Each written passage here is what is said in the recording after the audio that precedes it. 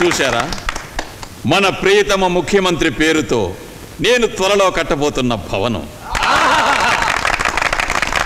వారి పేరుతో దీన్ని జాతికి అంకితం ఇస్తాను.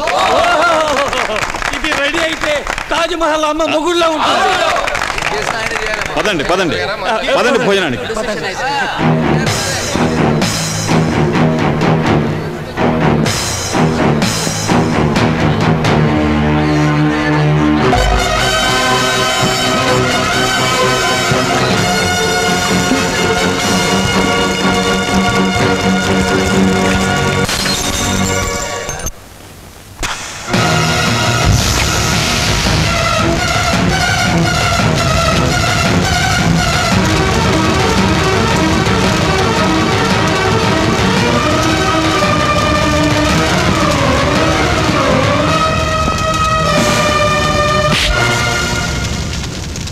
చంప కొడితే రెండో చంప చూపించే టైంలో కాదు పుట్టింది.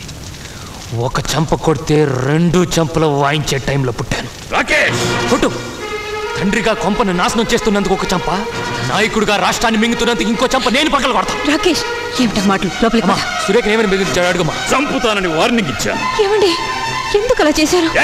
నీ నోరు ముయించడానికి నేను వచ్చాను. సురేఖని ఎలా చంపుతావో నేను చూస్తాను. నేను తెచ్చిన సంబంధం నువ్వు చేసుకోకపోతే దాని శవాన్ని ముక్కలు చేసి నీకు ప్రజెంట్ చేస్తాను. ఏది చేయి చూద్దాం. బ్రతికొండగానే నీకు తలకోరి పెడతాను. నువ్వు నిజంగా నా కొడుకువేనా? వెళ్ళి అసెంబ్లీలో అడుగు. రాకేష్, ఒక బజారి దాని కోసం నీ తండ్రిని ఎదిరిస్తావా? సురేఖ కాదు, నువ్వు బజారు మనిషి. పదవి పారేస్తే కన్న కొడుకుని, కట్టుకున్న పెళ్ళాన్ని, చివరికి కన్న తల్లిని కూడా అమ్ముకునే పవిత్రమైన మెదడున్న మహానుభావుడివి. నీలాంటి వాడి కొడుకు నేను చెప్పుకోవడానికి నాకే సిగ్గులేదు.